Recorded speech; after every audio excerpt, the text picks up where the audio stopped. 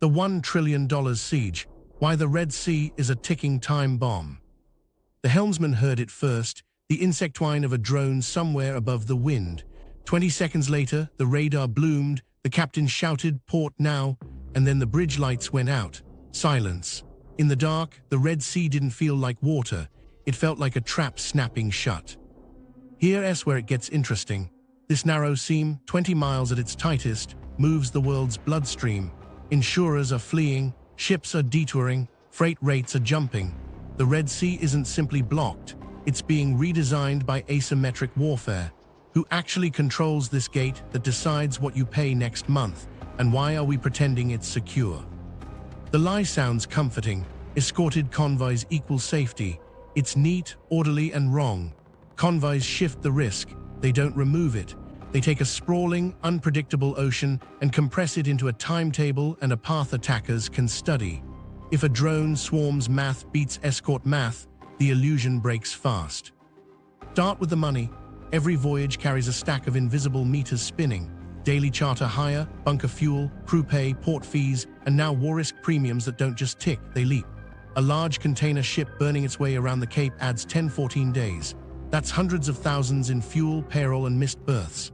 It's also cash frozen in floating inventory. Multiply that across fleets and routes, and you get $1 trillion exposure that isn't a headline, it's a running tab. Insurers feel it first. Underwriters treat certain lanes like hot zones, coverage narrows, deductibles climb, and excludable areas force owners into bespoke policies at painful rates. A single attack doesn't just hit one hull, it reprices an entire corridor. Reinsurers, the backstop for the backstop, pull capacity. When they flinch, everyone pays. Now look at the geometry. The el-Mandeb isn't a line on a map. It's two channels pinched by volcanic islands, with coastal high ground offering sensor perches and launch windows. Traffic compresses, predictability increases, big ships, VLCCs and ULCS don't dance, they track. Depth and draft force them onto known rails. Predictable means targetable, and satellites do the rest. If you can see the ship, a cheap seeker only needs to be close. Convoys pretend to fix that, but escorts can't cover everywhere, every hour. The lane stretches hundreds of miles. Attackers choose the clock. They only need one hole in the shield, a navy needs none. Even 99% success still leaves catastrophic tail risk for one ship, one crew, one insurer, and a market that doesn't price relief, it prices fear. Meanwhile, the math compounds. Rerouting containers around Africa eats time, fuel, and vessel capacity. Ton-miles spike while actual volume barely grows. Ports downstream choke because schedules disintegrate. Containers stack where they don't belong. The places that need them go empty. Chassis shortages reappear. Warehouse buffers evaporate. Just-in-time becomes just too late, then just pay more. We like to think inventory will save us, but buffers got stripped post-pandemic to please balance sheets. When routes wobble, safety stock isn't a cushion, it's a rumor. A retailer bumps orders forward to hedge. A manufacturer splits suppliers and buys secondary transport. Good decisions locally turn into gridlock globally, and every workaround adds cost that sneaks into your receipt. Energy feels it differently. Tankers delayed by a weak force refineries to juggle slate and output. Diesel runs tight, jet fuel windows shrink. LNG cargoes miss their timing slots and grids scramble for spot molecules. None of this happens where maps tell you it should. Prices jump inland, far from salt air, because energy doesn't respect geography, only timing. Data tells the same story with less drama. Traffic through Suez plunges, Cape sailings surge. Spot container rates double or triple on affected routes. War risk surcharges stick, even when the shooting quiets. As of 2025, typical range, percent baseline rising to -0, 7.1% during peak periods. As of 2025, war risk premiums typically run around a 0.4% baseline, rising to about 0.71% during peak periods. That's the point, even misses move markets. Fear is a premium you pay in advance. Back on deck, the human layer makes those numbers real. A night watch stops listening for waves and starts listening for the buzz of a rotor. Crews black out decks and run zigzags that barely matter against weapons guided from the shore. Pilots in Suez tally delays like debts. Stevedores in Djibouti lose shifts when schedules slip. Yemeni fishermen avoid waters that fed their families because radar pings now mean danger, not weather. Here's the uncomfortable truth.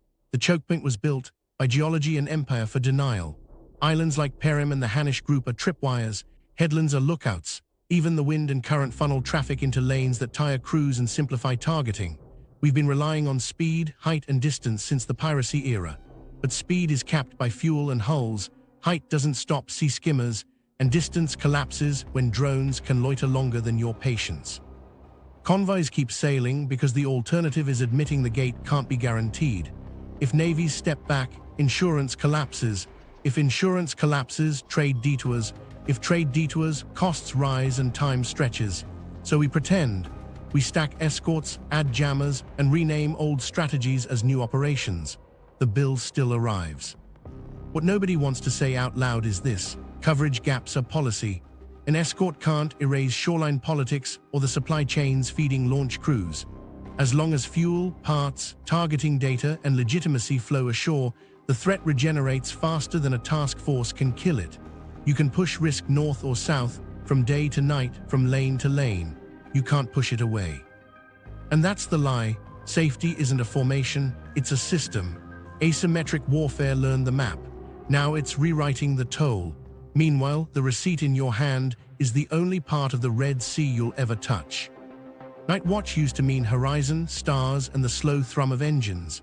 Now it's a guessing game with your pulse. Decks go dark, radios whisper. Everyone's learned the sound, thin metallic like a mosquito with a battery. Get this, some crews tape over glowing buttons, wedge mugs indoors so they don't clink, and walk soft on steel. When the radar paints a sudden blip, hands don't reach for binoculars first. They reach for the nearest bulkhead. A helmsman told me he started naming the hours. 2 a.m. is propeller hum, 3 is AIS ghosts, 4 is the buzz, no heroics, just small decisions, change bearing 5 degrees, vary speed by half a knot, keep the stack angled to break a heat signature. He said the first time the jammers crackled, it felt like someone squeezing the air out of the bridge. Meanwhile, Suez pilots measure life in delays. They dress for dawn, then wait until noon. A 40-minute hold becomes 4 hours. The tower calls, standby. The pilot boat leans into chop while tea goes cold. Every slip in the schedule steals sleep from the next shift. Pay is tied to moves. Moves are tied to timetables. When convoys stretch, overtime doesn't feel like a bonus. It feels like a tax on nerves. Unknown to most of us, Djibouti's stevedores live in the gaps. When schedules disintegrate, a shift evaporates. No berth, no crane call, no meal ticket. A man named Halim keeps his gloves in a plastic bag under his chair, because if the foreman waves, he has to sprint. He hasn't fixed his radio because calls are rare now, and you hear them before you see them. A stampede of boots across the yard when a container stack finally moves. Out on Yemen's coast, fishermen read the water like a second language. Or they did. The inlet that meant sardines now means something else when radar lines appear and disappear. A boy points at the shoreline where a cousin used to cast nets and says, "Not today." The boat sits higher in the water, fuel sloshing in a half-full jerry can. A catch missed on Monday is a meal missed on Thursday. Here's where this lands in your kitchen. A family budget in Cairo or Delhi or Naples starts to look like a manifest. Milk is up a little. Medicine copay nudges higher. A box with school shoes arrives late, then costs more. The receipt doesn't say el-Mandeb, but it might as well. Freight surcharges don't announce themselves. They show up as quiet roundups. 0.49 to 0.59, 2.99 to 3.29.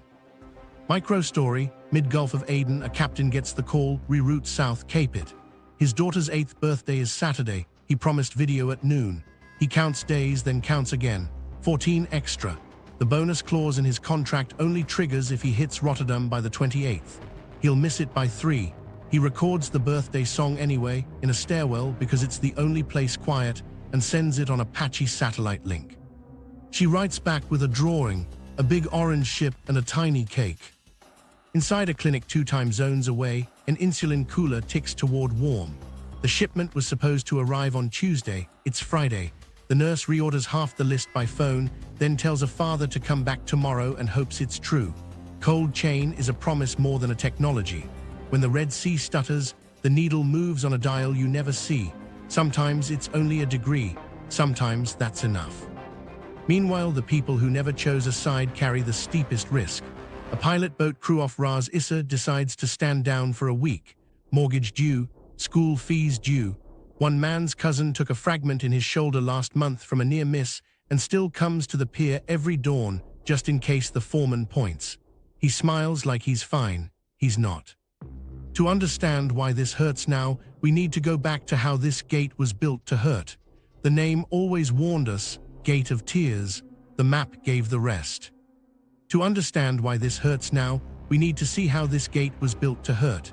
el-Mandeb didn't earn Gate of Tears from poetry.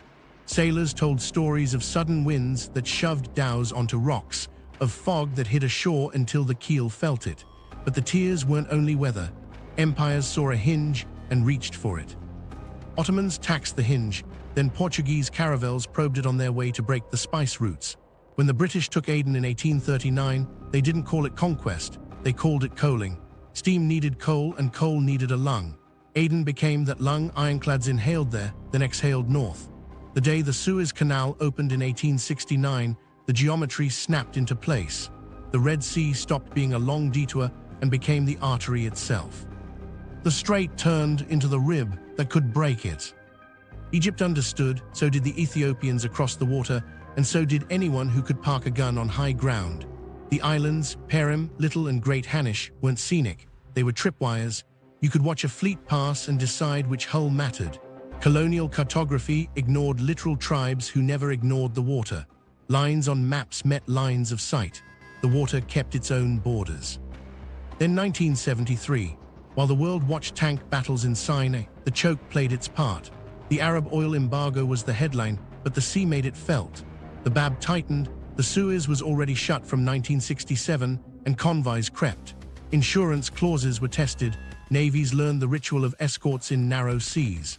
From 1973 to 1975, the world relearned that a hinge can grind. By the mid-200s, a new lesson arrived from skiffs. Piracy off Somalia was a reminder. In tight waters, speed, height, and distance beat firepower. Masters pushed knots higher, hung coils of razor wire, built citadels behind steel doors. Helicopters could chase, but the real defense was geometry. Keep small boats at arm's length, make the climb impossible, outrun the boarding ladder. It worked until a new arsenal didn't need to climb at all. Meanwhile, Yemen's coast never stopped mattering to people who didn't own maps. Tribes fished and smuggled along inlets known by family names, not coordinates. Colonial borders split kin, ports were leased to distant capitals, and legitimacy, who gets to tax, who gets to protect, was negotiated on the pier, not in a parliament. When the Yemeni state fractured, the shoreline didn't. Whoever held the villages and wadis facing the lane could see, count, and signal. Here's where historical irony bites. The very infrastructure built to keep the artery open made it easier to close. Coal gave way to bunkering, bunkering to containerization, containerization to schedules that run like clockwork. Clocks make ambushes easier. The canal's expansion allowed bigger ships. Bigger ships have fewer options. Draft turned flexibility into predictability. And one more precedent sits like a quiet warning. The convoys of the 197s taught attackers and defenders the same lesson. Escorts reduce petty theft. They don't erase intent. When the intent is strategic, economic leverage, political pressure, missiles and mines stand in for skiffs and hooks. The playbook just got cheaper. What nobody knew at the time was how modern tech would democratize denial. Satellites that once served superpowers now sell images by the square kilometer. Radios gave way to AIS beacons that report a ship's soul every few seconds. Jammers twist those beacons. One-way attack drones follow heat, wake, or a last ping. The cost line flipped. Dollars for navies, thousands for attackers. History wrote the template, technology cut the price. So the name stuck, Gate of Tears, not because sailors were sentimental, but because every era found a new way to squeeze the hinge. Empires taxed it, states militarized it, pirates gamed it, now asymmetric warfare codes it. The map didn't change, our tools did, and the hinge still answers to whoever can make a captain lift a finger off the throttle and wait. The Strait's cruel design. Geography as weapon isn't a metaphor here, it's the operating system. The Bab el-Mandeb narrows into two corridors split by Perim Island, an upper lane skirting Yemen. a lower brushing Djibouti and Eritrea. Each lane is framed by headlands and ridgelines that rise just enough to turn binoculars into targeting tools. Put a spotter with a tablet on a promontory, and the sea below becomes a chessboard. Ships file through on rails because depth dictates behavior. The seabed writes the schedule. Perim and the Hanish chain work like natural tripwires. Thermal plumes from stacks stand out at night, wakes read like signatures under moonlight. In those hours, crews feel it most. Night favors the hunter in tight water. You can darken decks and kill every glow on the bridge, but your hull still displaces current, your engines still bleed heat. A one-way drone or sea skimmer doesn't ask for permission from your blackout discipline, it listens to physics. Wind and current join the ambush. This is a funnel. Northeast monsoon, southwest monsoon, either way, the set and drift compress traffic into familiar arcs. Masters compensate, rudders flick, but each correction reveals intent. Fatigue creeps faster here. Hands steering on the edge of a shoal for hours, eyes flicking between ECDIS and a radar screen peppered with clutter, while chatter spikes about a blip that may be a fishing skiff or a decoy. The mental load isn't a story flourish, it's the gap where mistakes live. Depth makes the trap tight. Ultra-large container ships and fully laden crude carriers can't improvise. They require under-keel clearance that forces them into the deepest ribbons of water. Those ribbons bend around headlands and through gates with names pilots repeat like prayers. Predictable means targetable. In open ocean, you can yaw, give up time to gain uncertainty. Here, deviation risks grounding, and grounding is a slow-motion catastrophe nobody can escort you out of. Here's where it gets interesting. Satellites don't sleep, and they don't need a navy. Commercial imaging passes paint ship positions often enough that good enough targeting becomes affordable. Combine that with AIS, even when masked or spoofed, and the picture sharpens. A seeker doesn't need a bullseye, it needs a neighborhood. Close counts when your goal is market impact, not a perfect kill chain. Perches matter. Coastal high ground places passive sensors above the sea clutter, letting cheap receivers catch radar side lobes and incidental emissions. A handheld radio on a ridge can cue a launch site tucked in a wadi. Caves and wadis form ready-made hideouts. Launch crews can move fuel and airframes under tarps by day, roll them out at night, and be gone before dawn. You aren't hunting a fleet, you're chasing a pattern on a coastline that breathes. Currents braid with wind to create crossing moments attackers prefer. When a convoy slows to keep spacing through a turn, everything compresses, radar returns stack, escorts split attention, and one lagging vessel becomes the soft joint. Escorts can't be everywhere. The arithmetic is cruel. Hundreds of miles of lane, a handful of high-value targets, and a defender who has to be perfect. The attacker picks the clock and the angle. Draft locks timing. A VLCC with 20+ meters under keel must hit the gate at tide windows, often aligning with narrow night bands to reduce detection. That creates a metronome. If you're watching from shore, you don't need a timetable, you need the moon and a tide chart. The sea tells you when the prize will pass, and it will pass where depth says it must. Meanwhile, the islands cut sightlines just enough to breed doubt. A headland gives false cover for a moment, then spits a ship back into view. That stutter is where ambush planning lives, a last cue, a final check, a launch decision. Thermal contrast is stronger against cool water after midnight. Engines running hotter under load glow brighter on infrared. Here, night gives both sides different gifts, but the shoreline hands the better one to the hunter. Height once meant safety.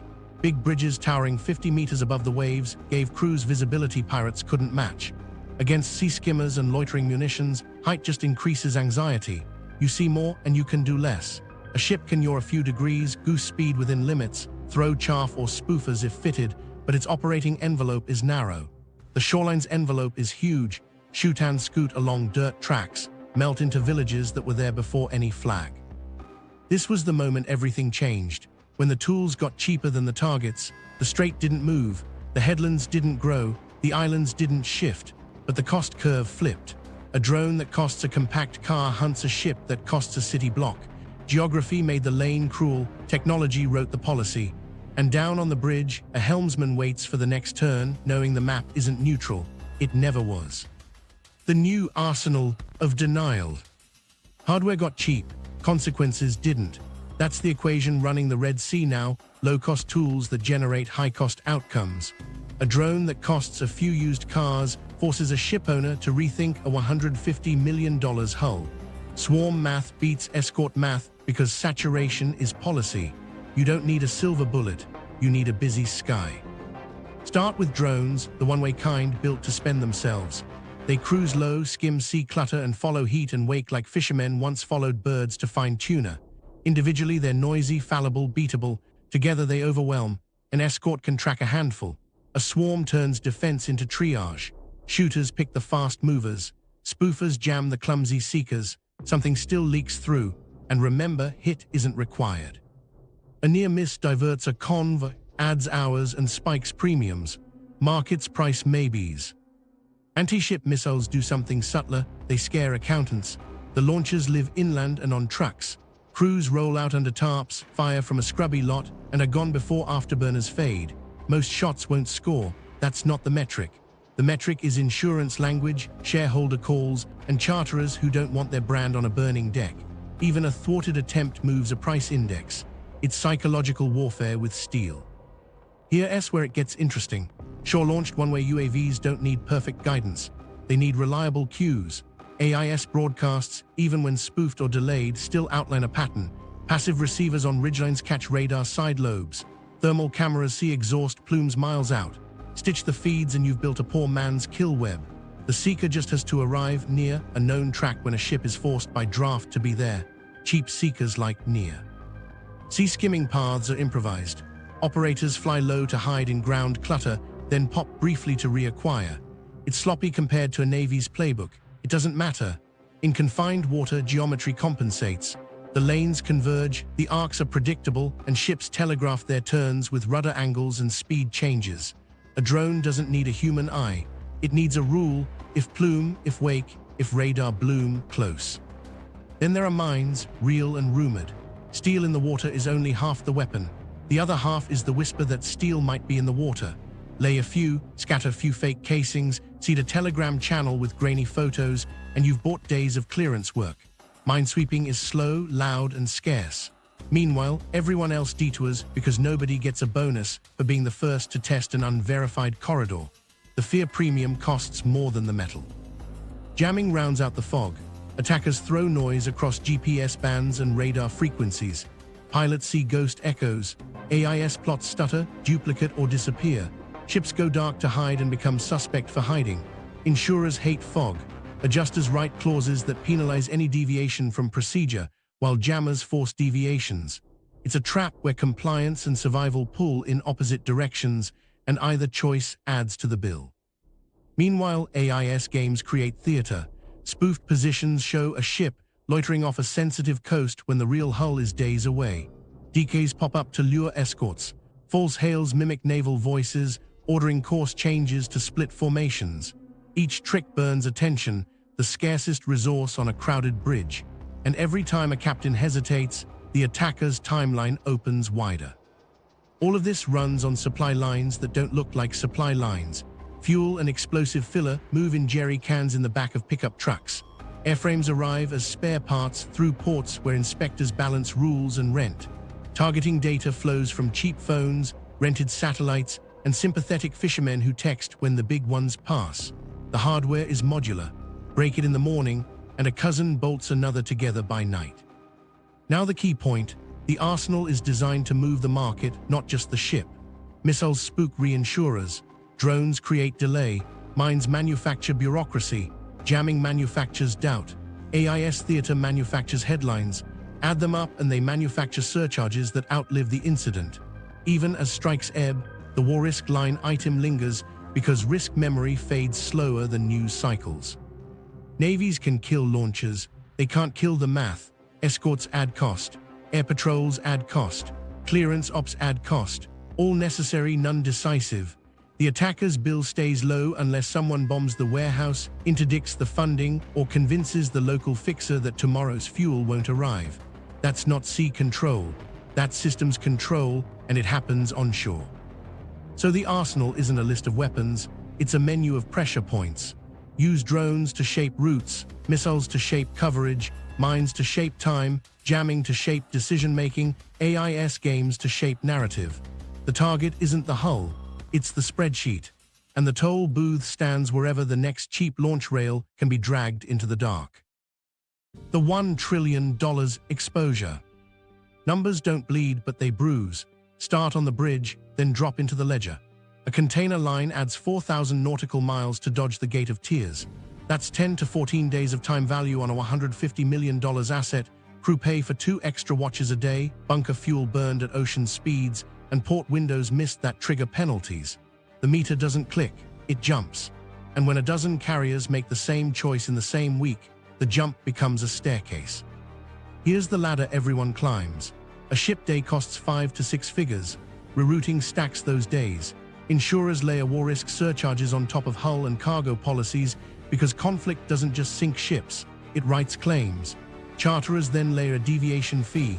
Terminals add congestion charges when waves of late arrivals pile at the same quay.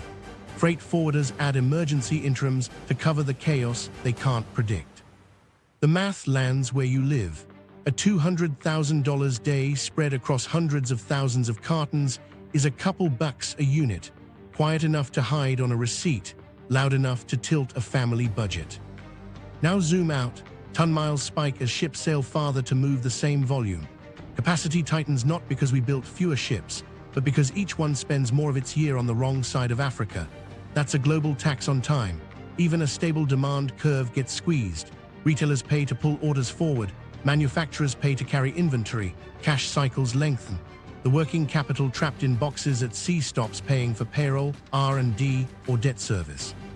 Multiply that by a season and a sector, and Treasury departments start issuing memos nobody wants to write.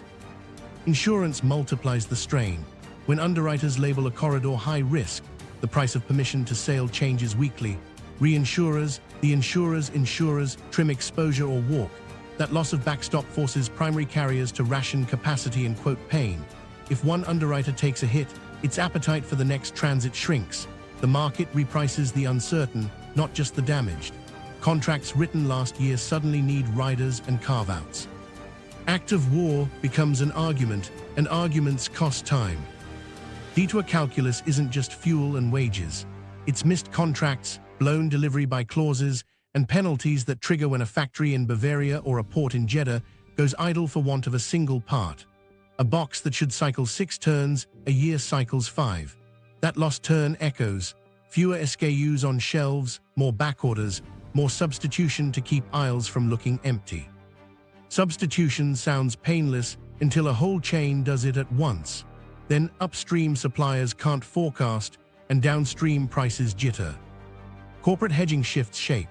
After years of optimizing away safety stock, procurement chiefs are told to rebuild buffers.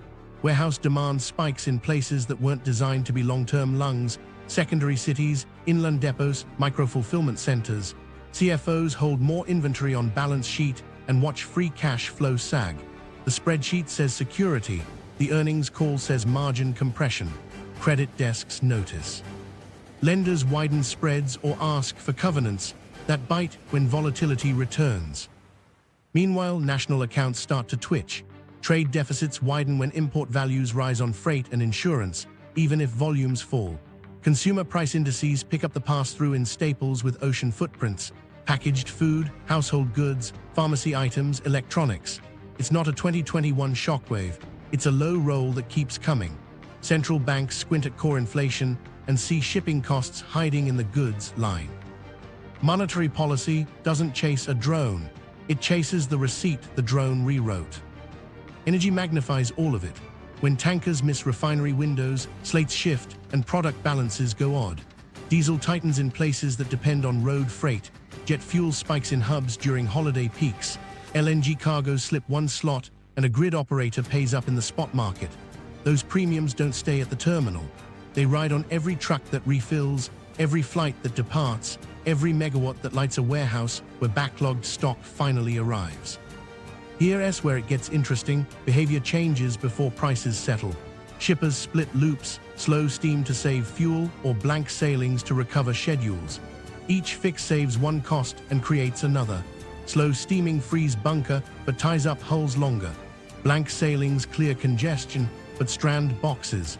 Every adaptation adds friction somewhere else. Over months, Friction aggregates into a number that looks like a headline. $1 trillion in exposed cargo delayed, reinsured, rerouted, or repriced. And yet the most expensive line isn't a rate. It's fear. Markets price risk memory. Even after strikes fade, premiums linger because actuaries know how long repairs take and how quickly a shoreline crew can reload. Boards authorize temporary surcharges that become permanent line items. As of 2025, many corridor surcharges persist. Consumers don't revolt over a buck more on detergent. They adjust. That quiet acceptance is the attacker's dividend. Numbers don't bleed, but they do vote. When enough balance sheets sag under the same weight, policy shifts. Subsidies appear for preferred corridors. Sanctions tighten on the money that fuels launch teams. Quiet deals are cut with coastal actors who hold the roads to the wadis. The bill for sea denial is finally tallied ashore, paid in basis points, premiums, and a whisper that the fastest route in the world isn't the cheapest anymore. The convoy myth and naval limits. Escorts look decisive on a map, icons marching in formation, arcs of coverage overlapping like armor. At sea, the armor has seams, the lane is long, the targets are slow, and the enemy picks the hour. A destroyer can swat what it sees. It can't be in two places when two problems bloom 12 miles apart, and the clock belongs to the shoreline. Convoys promise certainty: depart at dawn, clear the turn at midnight, hand over to the next screen at first light. Certainty is the attacker's gift. A truck on a ridge doesn't need a perfect missile shot when a ship will swing the same arc every 12 hours. Escorts mitigate, radars reach, helicopters prowl, CIWS hum on hair triggers, but mitigation isn't immunity. Even a harmless splash near the column can freeze a helmsman's hands for 3 beats. Markets feel those beats. Rules of engagement tighten the knot. Warships in crowded waters balance defense with restraint. A fishing skiff can be a family or a decoy. A heat bloom can be an exhaust stack or a seeker. You can't fire at everything that might be a threat without turning a convoy into a headline for the wrong reasons. Attackers exploit that legal latency.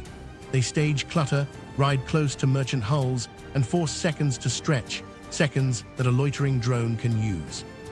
Meanwhile, saturation is policy. A formation built to defeat one raid faces 3 overlapping annoyances: a drone from the north, a spoof distress call to the south, a suspected mine on the track line. Escorts triage. Pilots lift to chase the fast mover. The sonar crew slows to classify the shape. The frigate slides to screen a straggler. The hole opens somewhere else. This is arithmetic, not drama. Too much lane, too few high-end hulls, too long a watch. Opportunity cost compounds the gap. Every destroyer babysitting a boxship off Perim isn't shadowing a submarine in the North Atlantic or deterring a missile battery in the Pacific. A carrier air wing orbiting over choke points isn't training for the next contingency. Global posture thins when one seam demands constant stitching. Budgets do what they always do under strain. They rob Peter to pay Bab. Here's the kicker: 99% success still leaves the tail risk that ruins the week. Get this: 10,000 safe transits won't erase one burning deck on the evening news. A single loss can reprice an entire corridor because actuarial tables don't care about your mean. They stare at your maximum. Owners hear almost always and turn it into "not me this quarter." They go around. The convoy, perfect on paper, sails emptier. Then there's the legal maze. Flags of convenience complicate command. A Liberian-flagged hull with a Greek owner, a charterer in Singapore, a cargo insured in London, and a crew mixed from Manila and Mombasa. Whose war clause triggers when a jammer hits? Who authorizes the destroyer's captain to order course changes that void a charter party? When a missile splashes close, does constructive total loss apply if the ship is intact, but the insurer won't cover the next leg? Liability doesn't love ambiguity. Ambiguity lives in narrow seas. Convoys also breed interdependence that punishes the weakest link. One engine hiccup and the spacing collapses. One radio misheard and a hull lingers in a bend. Escort doctrine is built to protect the column. Attackers are built to spot the laggard. The soft joint becomes the story, the ship that couldn't make the gate with the tide, the AIS that blinked when the jammer surged, the master who slowed to sort a false hail. The rest of the formation inherits the delay and the risk, patterns observed through 2025. Operationally, navies adapt. They shift to variable timing, false musters, decoy signatures, and air overwatch that prowls beyond horizons. They sweep in advance, seed pickets, and coordinate with shore-based radars. All of it helps. None of it changes geography or the economics of endurance. A task force can surge, it can't sprint forever. Engines need maintenance. Crews need sleep. Rotations create windows attackers can read. Even success has a shadow. After weeks without contact, complacency inches in. Watchstanders relax a notch. Routines ossify. That's when a shoreline crew that's been patient spends one drone to remind everyone who chooses the exclamation points on the timeline. You don't need a hit to reset the premium. You need a reminder. So if navies can't guarantee safety, who holds the gate? Here's where the story turns ashore. The gate isn't the water between buoys. It's the fuel in a wadi, the parts in a warehouse, the cash moving through Hawala, the fixer who decides whether a launch team gets a truck tonight. Sea control looks like grey hulls on a chart. Gate control looks like leverage over the roads that feed the launch rails. This decision would haunt planners because it forces an uncomfortable truth. Escorts are a bridge, not a destination. They buy time, they don't buy safety. Safety lives wherever the threat's logistics breathe. And right now, the lane is quiet only on days when those lungs exhale slower. The ground game on the coasts. The shoreline is the factory floor of this war. Caves, wadis, and alleyways do what carrier decks can't. They hide, reload, and vanish. Along Yemen's highlands above the Strait, a footpath becomes a supply line. Fuel moves in blue jerrycans lashed under tarps. A pickup idles in a courtyard until a call comes, tied tonight. 40 minutes later, a launch rail is dragged out from a goat shed. The water below looks empty. It is. Literal control here isn't a flag. It's a relationship. A clan that holds a ridge holds a radar view. A village that controls a wadi mouth controls a road that reaches the beach without being seen. Launch pads are human terrain stitched to physical terrain. A courtyard that neighbors accept as storage. A cave mouth where kids know not to play. A cinder block shed that stays locked on market day. Protection comes in favors, not fences. The payoff might be cash, diesel, or an extra sack of flour when aid convoys thin. Legitimacy is a ledger of souls. Who fixed the well pump? Who kept the market open? Who paid the hospital bill when the power cut killed the vaccine fridge? Local politics extracts the maritime premium. A coastal commander announces a navigation tax for trucks at a checkpoint that didn't exist last month. The receipt is a smile and a promise that the truck will pass again tomorrow. Dock gangs at minor jetties collect security fees for pallets labeled farm equipment. The story holds because it fits the need. Everyone says they're keeping order. Meanwhile, a crate of composite airframes sits under a tarp sprayed with spare spares in Arabic and English. Nobody asks, because asking implies responsibility. Across the water, Djibouti plays a different game. The map shows a tiny state. The key shows the world's uniforms. American, French, Chinese, Italian, Japanese, 11 countries with eyes on the gate. But the commercial port is its own nation. Stevedores, foremen, freight agents, all adjusting to a beat set by insurers rather than admirals. Night ops have become the rule, cooler air, fewer eyes, more plausible deniability for captains slipping through a window a broker swears is safe. Lightering ramps up offshore. Big hulls loiter for smaller feeders to shuttle boxes in bite sizes that feel less like targets. Selective sailings pick days when wind and rumor both run low. It isn't bravery, it's calendar work. Eritrea's coast, spare and stony, offers quiet stopovers and quieter deals. Small ports and landing sites move fuel and parts because somebody always knows somebody. Somalia's northern shore has nodes that exist between governance regimes. One council signs manifests, another carries the boxes to inland depots, a third promises to keep watch on the road at night. Contracts are oral and enforced by reputation. The lanes you won't find on a chart are the ones that matter. Supply lines to the launch lines look trivial until you map them. Fuel drums buy loyalty because they also run generators and motorcycles. Explosive filler can be fertilizer bound for a farm that exists on paper until the rain fails. Airframes arrive in pieces. A carpenter's shed becomes an assembly floor for fin attachments. A mechanic's pit services engines that will never push a truck. Targeting data slips through like gossip. A fisherman texts a cousin up the coast, the big ones after Maghrib, and a student with a prepaid plan forwards a clip of AIS charts that were supposed to be masked. There's no single factory. The coast itself is the plant. Intelligence flows both ways. Commercial ports run their own countermeasures, manifest audits that go beyond rubber stamps, yard bosses who tip off naval liaisons when a crate's paperwork smells wrong, freight forwarders who quietly refuse business from a certain exporter, whose boxes always weigh oddly for their declared contents. Port police walk a tightrope. They interdict when the cameras are on and divert when the town needs peace. Everyone understands which days are for enforcement and which are for avoiding a riot. Meanwhile, coastal watchers matter, put them on payroll, and lookouts become censors instead of spoilers. A stipend for a village head to report unusual night traffic buys more safety than a frigate hovering past the horizon. But the money must be clean, reliable, and matched with visible benefits. A school roof repaired, a clinic generator replaced. Those are better than slogans. Carrots beat sticks when the stick can't stay. Cross-border entanglements thread the seam. A base lease brings a foreign flag and jobs, but also surveillance that pinches smuggling routes that feed families. A fishing cooperative signs with a Gulf buyer and earns enough to resist a malicious donation request, until the buyer pauses orders during a spike in attacks, and the cooperative comes back to the checkpoint with hat in hand. The coast breathes like a market. Close one node, pressure rises elsewhere. Meanwhile, commercial ports adapt. Staggered gates, off-peak berthing incentives, temporary storage turned into bonded zones to keep boxes in transit on paper while schedules reset. Yard managers shuffle stacks to put medical shipments closest to cranes because that buys goodwill from city halls. Tug crews rotate to keep a second shift rested for a sudden convoy that only becomes real when an insurer's email pings at 18:00 with a green light. As of 2025, observed practices. Here's the point, the Strait isn't a line, it's a system. The ground game decides whether the launch team eats tonight, whether the port handles a midnight window, whether the fixer answers his phone. Block one road and another trail opens.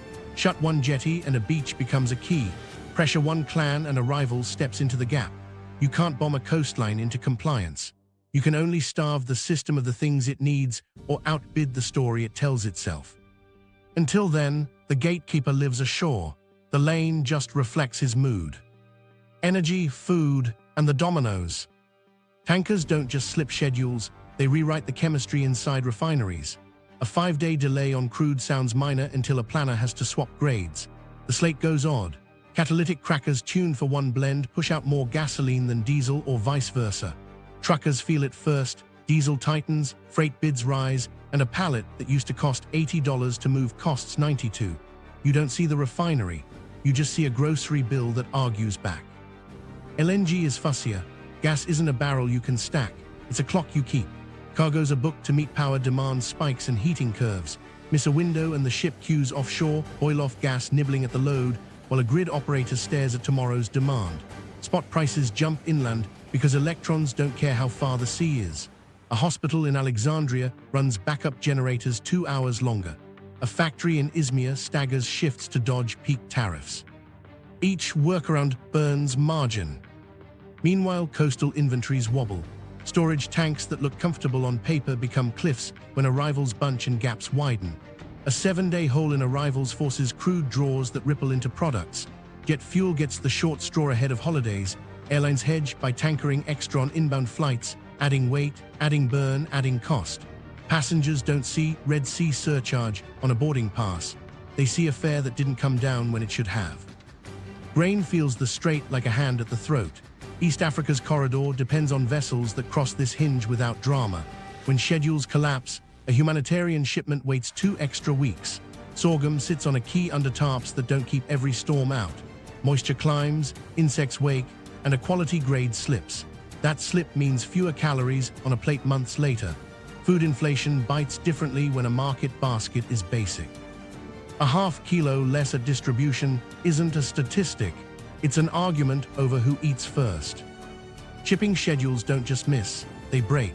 A box that was supposed to be in Antwerp waits in Port Klang for a feeder that got blanked because the mother ship made a Cape detour and hit a different window.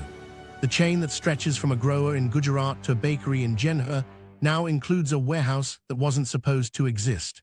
Chassis shortages reappear where they'd been solved because empty containers pile where demand is. Yard managers play Tetris with steel while drivers sit on unpaid hours, and that cost rolls into freight quotes that climb by the week. Airlines quietly inherit the pain. Belly cargo, phones, parts, vials, lab reagents, rides under your feet. When ocean goes late, shippers pay to jump the queue.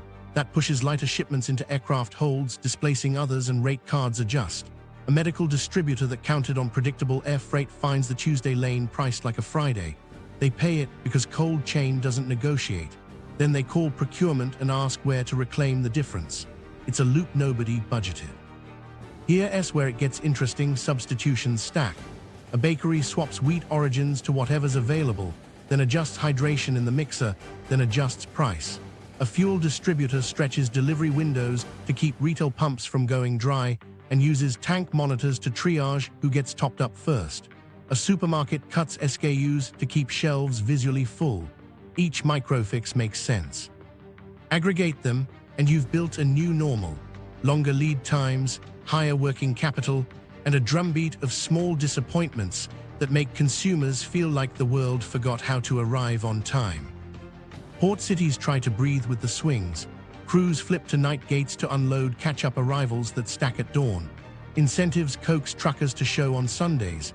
Temporary yards turn into semi-permanent depots to stage overflow bound inland when rail slots finally open. But rail is a timetable too, and when ships miss by days, trains miss by hours, then by shifts. The slack that used to live between modes is gone. A storm in the Bay of Biscay, a fog day in Rotterdam, and the calendar slips into next week. Meanwhile, the politics arrive early. A refinery margins chart lands on a minister's desk next to a bread price index. Subsidy talks restart quietly. A central bank that wanted to pause rate cuts holds another meeting because core goods are stickier than the model allowed. Maritime trouble 1,000 miles away becomes a legislative hearing about price gouging in a neighborhood where the only gouging was a bunker bill the public never sees. The dominoes don't fall in a straight line, they fan. A ship detours, a slate shifts, a diesel rack price ticks up, a freight bid rises, a distributor trims orders, a store reduces hours, a family skips the midweek drive. None of those moments say Red Sea out loud, but in each one the hinge creaks, and you feel it without ever seeing the map. Corporate triage and quiet workarounds. Shippers wrote a new playbook in pencil. Blank sailings first, cancel a voyage to let schedules breathe. It hurts in the short term, but it resets a loop that slipped a week. Then slow steaming, cut speed 2 knots to save bunker, absorb variability, and align with berthing windows that shifted while the ship was south of Madagascar. Split loops follow. What used to be one Asia, Europe pendulum becomes 2 overlapping circuits that hand off boxes at midpoints to contain risk on one side if the other goes dark. Freight planners stack contingencies. Feeder networks get denser, mother ships stay on safer lanes while smaller hulls dart in and out of edgier ports. Transshipment hubs, Jeddah less, Joya Toro and Tangier more rebalance because insurance is a compass now. Carriers experiment with inducement calls. We'll stop if 2,500 TEU are ready and insured. It's a dance with spreadsheets and weather maps, with brokers on encrypted chats trading whispers about windows that might hold.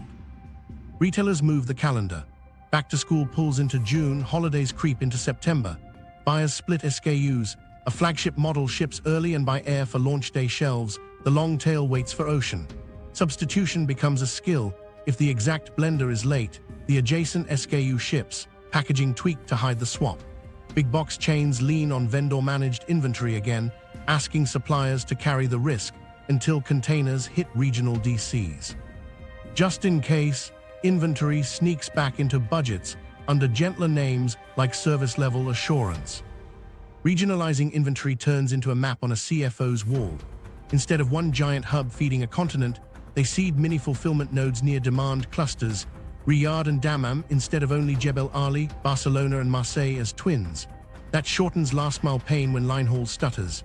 It also costs extra leases, duplicated safety stock, more forklifts that sit idle on quiet days. Boards tolerate it because empty shelves are louder than warehouse rent. Manufacturers bite the bullet on dual sourcing. A single source component tied to a Red Sea route becomes a board agenda item. Procurement lines up a second supplier inland in Turkey or in Mexico for North America. Tooling shifts, tolerances are argued over, quality teams hop time zones to certify, margins compress, resilience expands. Nearshoring isn't a slogan now, it's a pilot line in Tijuana, a test batch in Kokili, a memorandum with a Vietnamese plant that can swing volume if the hinge tightens.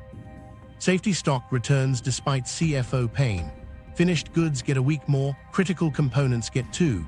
It stresses working capital, so treasury teams juggle, extend payables where leverage exists, tighten receivables with small discounts for early payment, tap short-term revolvers when freight spikes land 2 quarters in a row. Cash flow becomes choreography. A company that once measured days inventory outstanding like a trophy now treats it like a thermostat. Turn it up in July, down in February, and pray the meter doesn't break. Tech band-aids multiply. Better ETA models that ingest AIS anomalies, weather, canal queues, and insurer advisories turn into dashboards in war rooms. Planners run digital twins. If we blank 3 sailings and add 2 feeders, what's the pick face in Milan next Thursday? Alternative routing engines propose rail from Piraeus to Munich when a box missed a Rotterdam window. Dynamic insurance platforms quote corridor-specific coverage that toggles with a Convoy's status, shaving basis points on days the Navy flies more sorties. Brokers revive old arts. Slot swaps between rival carriers become common again. We'll take your Cape Detour boxes to Valencia if you lift our East Med on your safer loop. Letters of credit include lanes, banks flag el-Mandeb transits, and add compliance checks for exposure. Some cargo owners hedge with forwarders that hold space like an airline alliance, paying premiums for guaranteed lift on a short list of green light strings. Others gamble, send 3 out of 5 containers around Africa, 2 through the window, a London underwriter blessed at noon. Ports pivot, labor allocation flips to nights when convoy bursts are likelier. Off-peak incentives pay truckers to show at 2 a.m. Gate appointment systems stretch, with penalty waivers when schedules implode. Temporary yards swallow parking lots to stage delayed cargo. Pop-up customs posts process priority goods, so a medical shipment doesn't sit behind garden furniture. Dredging crews hustle to gain a half-meter where drafts pinch, so a feeder can berth when a mother ship misses daylight. None of it is clean. Slow steaming saves fuel but ties up hulls, so capacity tightens elsewhere. Split loops keep one problem from sinking both sides, but strand empties where they aren't needed. Dual sourcing cushions shocks and introduces variability that quality teams chase for months. Safety stock soothes planners and irritates auditors. Tech reduces uncertainty, while broadcasting just how uncertain the next week is. Here's the hard part: adaptation buys time, it doesn't buy safety. Every workaround assumes the shoreline threat stays below a threshold. If attacks surge, the pencil plan tears. That's why the smartest operators added one more line item you don't see in a rate sheet: relationships ashore. A stipend to a coastal watcher, a contract clause tied to a verified corridor, a quiet fund to reroute by rail when a port whispers tonight. The Strait is a system. Corporate triage works only as long as the system lets them breathe. Climate and the next layer of risk. Strain used to come from men and machines. Now the air and water join in. Stronger winds push higher sea states through the funnel. Hotter nights stretch drone endurance and punish crews whose rest already thins at Bab el-Mandeb. Heat isn't a backdrop, it's a battery for the weapons and a drain for the watchers. A drone that loitered an hour last year hangs 2 this year. A helmsman who was sharp at 03:00 fades by 04:15. Small margins decide big bills. Wind shifts aren't neutral either. The monsoon's shoulders lean harder on the lane. Cross seas stack sloppy waves into quartering angles that force speed changes through the narrows. Escorts spread to manage roll, then compressors spray blind surface radars. That accordion creates the very spacing attackers hope for: a laggard here, a bunching there, a stutter on a bend. Climate adds noise to every instrument, and noise is camouflage. Warmer water alters the map beneath the map. Coral stress and sediment shifts redraw the safe ribbons around headlands. Sand tongues creep into depth windows pilots memorized a decade ago. Charts update slower than storms. One feeder grounds lightly and the whole sailing order ripples. A day lost to refloat. A convoy timed for a tide missed. A schedule that slams into a port that isn't ready at midnight. Grounding risk in tight water isn't a headline until a tug's prop chews a net and the channel closes for 6 hours. Drought upstream turns Suez into a stacked risk. Low Nile inflows and lake levels shave draft allowances through the canal just as el-Mandeb tightens. Compound choke points mean detours that were marginal yesterday become mandatory tomorrow. A ship that squeaked through at 50 feet of draft gets told 48 is the line. Lighten cargo, wait a week, go around the Cape. None of those answers is cheap. The captain draws a new line on the chart. A procurement chief draws a new line in the budget.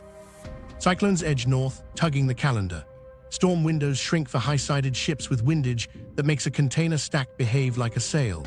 Routing models that once gave 3 safe days now give 1. That one may not align with convoy cover. You either sail without the shield or wait and feed the war risk premium with idled time. Attackers don't need a weapon when weather pins a column. They need patience and a phone to record delays that insurers will read. Here's where it gets interesting. Climate risk amplifies human-made risk and vice versa. Hotter decks raise IR signatures that make thermal targeting easier. Dust-laden air from longer dry spells degrades radar returns, widening the zone where a drone can slip. Heat haze distorts visuals on headlands, and a spotter misreads a plume, calling a launch a minute late. That minute matters less when a ship slows for a tidal gate made tighter by drought downstream. The stack of small changes becomes policy. Ports feel the compound math. Heat waves push work restrictions onto midday shifts. Cranes idle to keep motors from cooking. Night gangs already stretched for quiet windows now inherit both climate and conv. To claw back throughput, terminals pull power from fragile grids whose peak curves rise with temperature. Power cuts stop reefer towers, managers triage, vaccines, then seafood, then everything else. A drone never touched those boxes, but the threat's timing and the heat's demand wrote the outcome. Onshore, adaptation moves from nice-to-have to operating doctrine. Pilots request new virtual aids that overlay live depth with sediment drift models. Coast guards run bathymetry more often, burning fuel they didn't budget. Carriers invest in hull coatings that shave a % off burn as detours raise ton miles, and in waste heat recovery to drop stack temps a notch because IR cameras are cheaper than ever. None of it is free. All of it buys inches in a game measured in inches. Refiners change playbooks too. They add flexibility in crude slates for a world where a Nigerian grade replaces Arab light for a week because one lane snarled while another entrance dried. But flexibility at the plant means volatility at the rack. Diesel and jet fuel swap scarcity in weird weeks that used to be boring. Airlines hedge earlier, trucking firms pass through faster. A heat dome over Europe collides with a Cape detour and a tight Red Sea window, and the price board at a highway station answers before any minister does. Fisheries and food chains absorb the blow last and longest. Warmer seas push stocks away from traditional grounds. Boats use more fuel to chase them, right when insurance costs pinch. The humanitarian corridor into East Africa that relies on predictable Red Sea crossings must budget spoilage for higher wet bulb days ashore. Tarps don't cool grain, they trap it. Agencies switch to fortified blends less sensitive to heat, which cost more per calorie. Quiet choices ripple into crowded clinics months later. Technology pretends to close the gap. Better satellites, tighter models, more sensors on buoys and breakwaters, they help. But the future isn't waiting, it's piling on. Every 5 degrees C that extends a drone's loiter shaves a deckhand's patience. Every centimeter of silt that sneaks into a channel tightens a convoy's margin. The shoreline crews count on those inches. They don't need a stronger missile when the tide, the wind, and the heat already nudge the target where it must go. So the next layer isn't a surprise, it's a stack. Climate loads the dice. Asymmetric tactics read the roll. And the receipt still lands where you live, stamped by a sea and a sky that no longer behave like the schedules we built our prices on. Legal, insurance, and the price of fear. Contracts feel like ballast, solid, quiet, until a drone clips the horizon and every clause wakes up. War risk exclusions harden first. Underwriters redraw maps with a pen that bleeds. Hostile acts becomes a live wire. Active war turns into a courtroom. Owners want certainty, insurers want daylight between normal peril and intentional attack. There isn't much daylight at a 20-mile gate. As of 2025, this is reflected in typical corridor clauses. Claims lawyers start speaking in weather. Was it a storm of missiles or a single event? Did the master voluntarily expose the vessel by transiting a named zone? One adjective can move a payout by 8 figures. Reinsurers sit one floor higher and watch the numbers darken. They spread thin, trim lines in the Red Sea and raise retrocession prices for anyone still brave. When the backstop retreats, the front line quotes pain or walks. Charter parties seize. Force majeure letters fly, citing blockage, hostilities, and unavailability of insurance at commercially reasonable rates. Counterparties push back. The ship floated. The lane wasn't closed by treaty. Delay isn't impossibility. Meanwhile, demurrage clocks tick at anchorages that weren't supposed to exist. Agents beg port captains for leniency. Port captains shrug toward their own fee schedules. A day at anchor becomes a week of arbitration down the line. Flags of convenience meet gray zones. A Panamanian-flagged hull with a Korean charter and a Saudi cargo gets pinged by a jammer. AIS goes dark to survive. Later, the insurer points to the blackout as a breach of warranty. The owner points to a naval advisory that recommended it. The broker points to an email that says, use master's discretion. Discretion is uninsurable, or it is, at a premium that turns a voyage into a loss. Cargo owners hedge with air and rail like tourniquets. High-value, lightweight goods jump to belly space, invoices jump with them. Rail offers a land bridge where politics allow, but capacity is finite, gauges differ, and border paperwork multiplies. Those routes buy hours for vials and chips. They don't save dishwashers or wheat. Each substitution signals the same thing to markets: uncertainty costs more than damage. Ports and canals add surcharges like sandbags. Security fees, congestion fees, inspection fees, each anchored to a memo and a meeting. Suez tolls wobble with volume loss and risk allowance.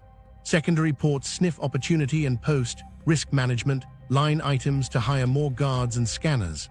The stack lands on shippers and climbs the chain until it hides in a barcode. Here's where it gets interesting. Pricing fear becomes its own industry. Dynamic covers blur into trading screens. Insurers sell corridor-specific protection that toggles with escort status and threat levels. Basis points flicker as a convoy forms, then widen when a launch video appears online. Risk becomes live data. Actuaries sit near ops teams. Underwriters read telegram channels before they read emails. The premium isn't just for steel, it's for nerve. Legal teams learn new choreography. Clauses now name lanes, tide windows, and escort categories.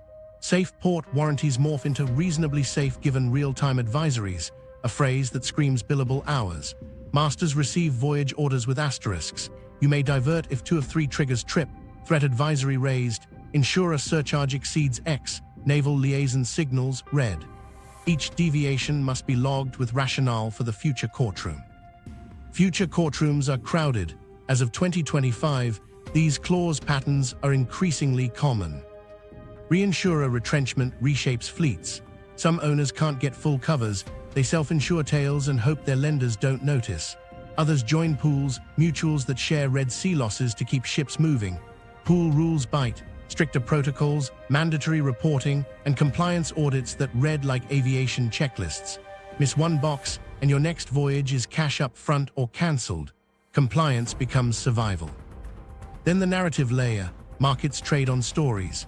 A grainy clip of a plume near a hull can briefly move a listed carrier's stock more than a glowing quarter can lift it. Boards discover that Red Sea exposure shows up in analyst models like a discount rate. Crisis communications fold into route planning. A CEO who can say, we've secured green corridors for 40% of our east-west strings, buys a few points of market cap. The corridor might be 3 convoy windows and a handshake with a coastal watcher. Perception pays. National regulators step in when premiums choke flow.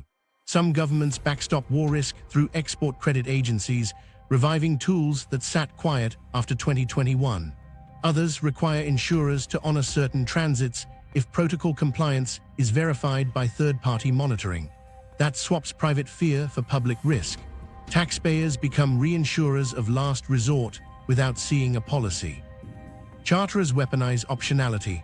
Dual routing clauses let them shift at 24 hours notice to Cape detours or alternate ports. Owners accept because empty holds cost more, but each clause is a price on anxiety, and anxiety compounds. Schedulers juggle crews at sea while legal drafts at shore. A missigned rider can turn a near miss into a broken quarter. In the end, the price of fear is the premium on predictability.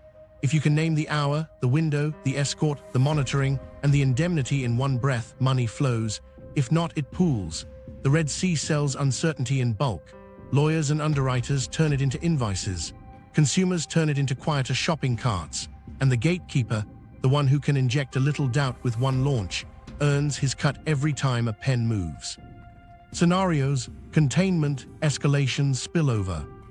There are only 3 ways this plays from here, and each one rewrites the receipt in your hand. Containment looks like a rhythm. Limited strikes ashore to break launch cycles, tighter escort choreography, and a credible set of corridors that aren't promises so much as probabilities. The sea still feels tense, but the windows hold often enough for schedules to relearn how to breathe. Insurers don't relax, they recalibrate. War risk stays, but it drifts from panic pricing to procedure pricing. A captain times a tide, matches a convoy, ticks a checklist that now includes a satellite certificate and a shore liaison's text. The hinge creaks, it doesn't grind.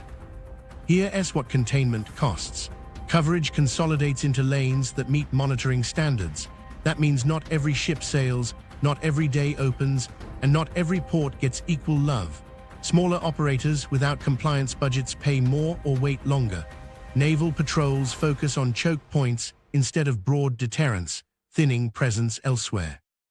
Onshore quiet leverage, sanctions on the fueling nodes, pressure on parts brokers, stipends for watchers, gets dialed in. As of 2025, this reflects prevailing practice and proposed enhancements. It works because money moves faster than missiles when the right accounts are squeezed. It fails on days when a launch crew proves more patient than a task force rotation. Escalation is the same map with the guardrails stripped. Broader coastal launches, longer-range weapons, and a tempo that turns convoy arithmetic into whack-a-mole. A single week like that ruins a quarter. Deterrence cracks not because destroyers forget how to shoot, but because attackers scale choice. One missile from one truck becomes 6 from 3 valleys. One drone that once loitered an hour now loiters 2 because the air is warmer and the rig got lighter. Escorts run harder. Crews sleep shorter. Mistakes, rare in containment, start to appear. The wrong hail answered. A blip misclassified. A turn started 3 seconds late in the bend, everyone knows. Markets don't wait for a press conference to label escalation. They see ton miles spike again, hear reinsurers pull back, and price risk memory forward. Reroutes around the Cape become default, not exception. Warehouses fill, then overflow. Governments that promised not to subsidize corridors quietly backstop a handful of sailings for critical goods. That buys headlines in a month. It doesn't buy trust. Meanwhile, the ground game fattens. Every successful launch funds the next set of jerry cans. Every strike against a waddy misses a workshop 2 towns over that learned to cut fins faster. Spillover is the copycat chapter. Tactics that worked in one seam show up where insurers already had sticky notes. Hormuz, Malacca, even straits most people don't name until a map zooms in. You don't need coordination, you need inspiration. An operator in a different conflict watches a loiter clip and realizes you can move a national index with a drone and a tide chart. Global insurance reprices choke points as a class, not as an incident. The surcharge that began as a Red Sea line item becomes a narrow sea tax. Fleet planners redraw world loops to minimize consecutive choke points. Less Suez plus Malacca in the same string, more mid-route transshipment to spread exposure. Complexity rises, so do costs. Here's where it gets interesting. Spillover doesn't have to be kinetic. Signal jamming, AIS theater spoofed hails, low-cost fog tactics migrate first. 1 week it's GPS glitches near el-Mandeb, the next it's ghost ships blinking into existence off Singapore anchorage at 2 a.m., forcing pilots to slow. No ships burn, time does. 1,000 micro-delays add up to the same bill as one big bang, and they're harder to headline, harder to deter, and easier to repeat. A wildcard sits off stage, a surprise diplomatic corridor that trades access for concessions far from the water. It wouldn't be announced on a pier. It would read like a prisoner swap, a sanctions easing, a customs window reopened on a distant border, something that gives a coastal leadership enough face and funding to dial down launches without admitting it. Soft power opens lanes, hard power holds them briefly. The sea believes the ledger more than the press release, so the only proof is ships moving and premiums drifting down. This decision would haunt them because every scenario shares one lever that moves faster than frigates: money. If you want lanes to calm quickly, you follow the cash ashore.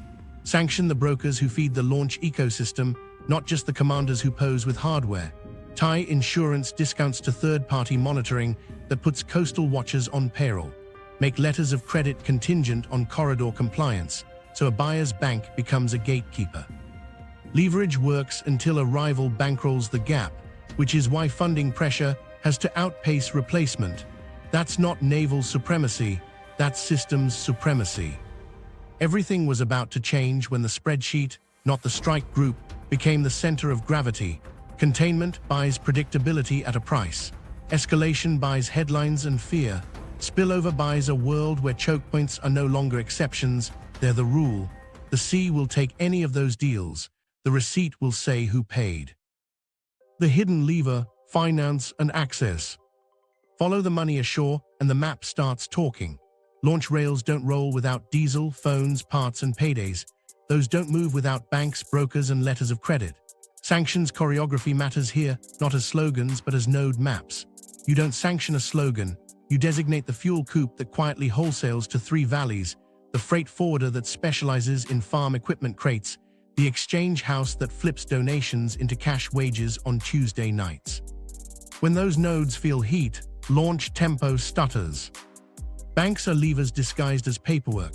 Maritime payments clear through a small universe of correspondent relationships. Flag certain routes and suddenly a letter of credit that used to glide stalls at compliance. Not forever, just long enough to miss a tide window. Require enhanced due diligence for cargoes transiting defined corridors, and issuers widen inspection clauses. A buyer grumbles, a seller restamps, a day slips. That day is a launch you didn't have to intercept at sea. Insurers can be gatekeepers without firing a shot. Tie coverage to corridors that meet monitoring standards, verified windows, AIS integrity, shore liaison confirmation, and you turn risk reduction into a discount. A captain who can present a third-party, green corridor, certificate pays fewer basis points. A captain who can't pays more or sails uninsured. Behavior shifts because CFOs count. Over months, traffic concentrates where watchers are on payroll and launch teams know they'll be seen before they're ready. Tech surveillance makes the carrot bigger. Offer access in exchange for compliance. Open AIS, accept passive monitoring buoy pings, share pre-sale manifests with a neutral custodian that strips commercial secrets but flags red flags.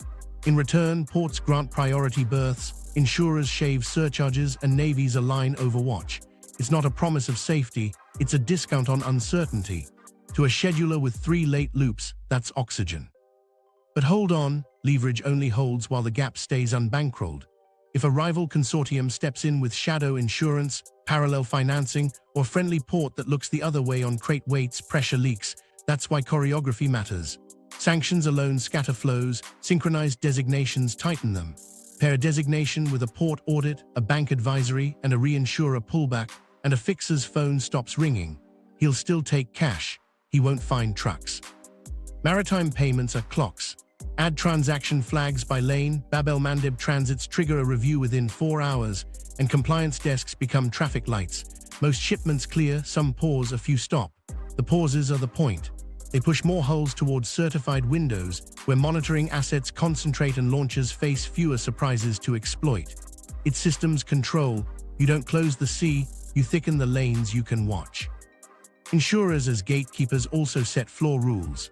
Require convoy confirmation numbers to bind war risk on specific days. Demand tamper-proof voyage data recorders that audit jamming responses and blackout decisions. Not to punish masters, but to standardize best practice so claims don't die in gray zones. The better the protocol, the cheaper the cover. The cheaper the cover, the emptier the dark water on the wrong nights. Meanwhile, tech swaps access for compliance. Satellite passes that feed anonymized risk scores, green, amber, red, become tickets. Ports trust them, banks price them, captains live by them. A coastal watcher program folds in, stipends, simple optics, a hotline. A fisherman who used to text a cousin now texts a monitored channel for a bounty. He doesn't change sides, he changes incentives. Finance can also starve the back office. Target procurement trails, resin orders that never match the village's plastic needs, bearings that only make sense on launch rails, specialty fuel additives with no legal buyer nearby. Freight agents who move those goods learn that shipments vanish at transshipment hubs. Not loudly, quiet customs holds, additional inspection, then a return to sender that nobody wants to contest. After 2 burns, they switch clients. Local legitimacy can be purchased, too, above board. Microgrants for clinics, solar fridges for vaccines, stipends for school fuel, paid against reporting that also buys eyes on roads. It's not charity, it's access. A village that earns by keeping a road quiet becomes a stakeholder in corridor hours staying open. Soft power opens lanes, hard power holds them briefly. The risk always is substitution. Cut one hawala, another opens. Freeze one broker, a cousin appears. That's why the lever is rhythm, not one-off force. Steady financial pressure, credible discounts for compliance, predictable windows that make planning possible. Give markets a beat they can dance to, and they'll choose the cheaper, safer step. In the end, the Strait answers to spreadsheets as much as strike groups. If money can't reach the waddies, launch rails rust. If coverage rewards corridors, captains queue for windows. And if a rival bankrolls the gap, the math breaks until you close it again. Gate control lives ashore. The sea just shows the balance. The human cost returns. The ledger led us ashore, the people keep us there. Start on a bridge at 0240. A third mate leans into the wind, counting hums. He used to love that hour, the sea a metronome, the radar a lullaby. Now he's tuned to a different frequency, the faint buzz that might be a drone or might be a transformer on a shore he can't see. He hasn't slept properly in 4 weeks. Crew rotations fray when detours add days.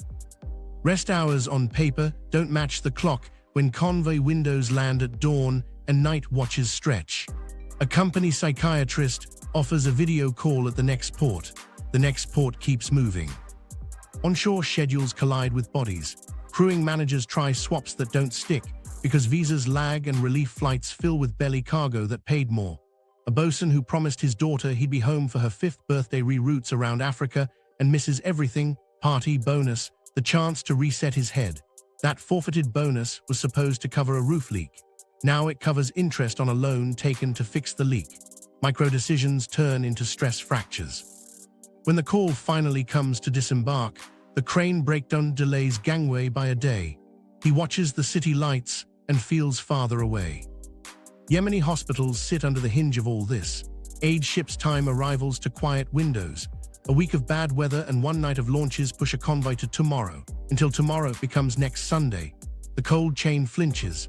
A clinic in Hodada counts insulin vials and gambles, stretch doses for 2 days, and hope the generator doesn't fail in the afternoon heat.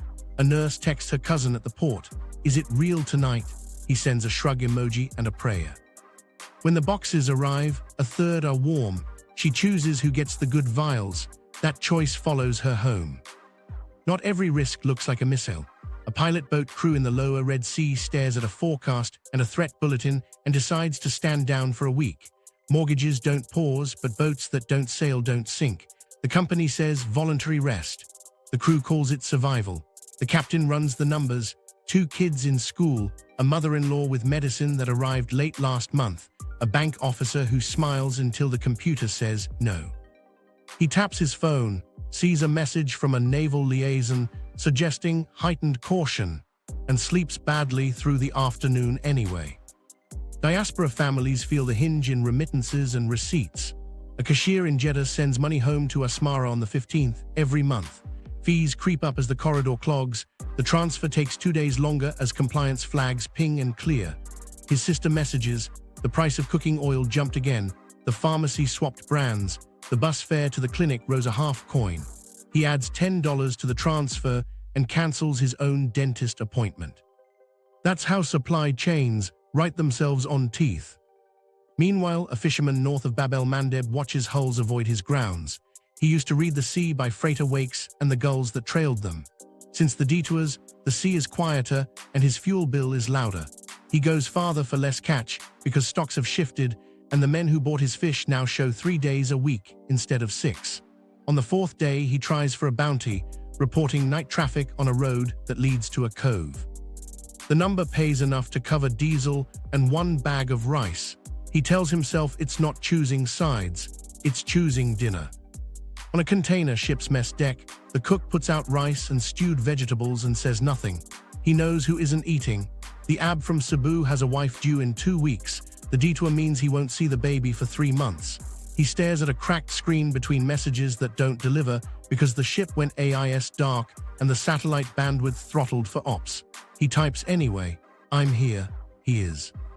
He goes on watch at midnight and sees a heat bloom on the horizon that might be a dredger's stack. He calls it in because that's the rule. He knows rules make it home or don't. At a pharmacy in Alexandria, the manager keeps a notebook that shouldn't exist in 2025.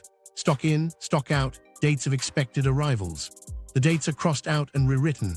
She explains to an old man why his heart pills are late and offers a smaller bottle. He nods because arguing doesn't refill shelves. Across town, a mechanic waits on a bearing stuck in a box that missed a mother ship. He strips another part from a junk car to keep a delivery van moving. That van carries groceries to a block where a woman counts cash and subtracts 2 items from her list because the bus fare went up and her son needs school shoes. Back on the coast, a stevedore in Djibouti takes night shifts because that's when the safe windows open.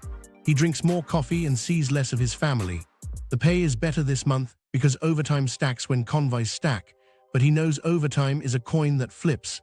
More hours when attacks rise, fewer when ships give up and go around and the yard goes quiet. He saves a little in case next month is a whisper. He hears 3 languages on the key, 4 if you count the hand signals, and all of them say the same thing. Keep moving, keep quiet, keep your head down when the horns sound. A Suez pilot studies revised drafts and tide tables that changed with the drought upstream. He has to tell a captain to wait for a deeper window. The captain's schedule screams, the pilot's duty holds. He walks the deck, touches the rail, and thinks about the narrowest turn where a gust makes math an opinion. He's lost friends to small mistakes. He doesn't intend to add another plaque to a wall that already has too many. Viewer's circle closes here. The lane that carries your phone parts also carried someone's insulin.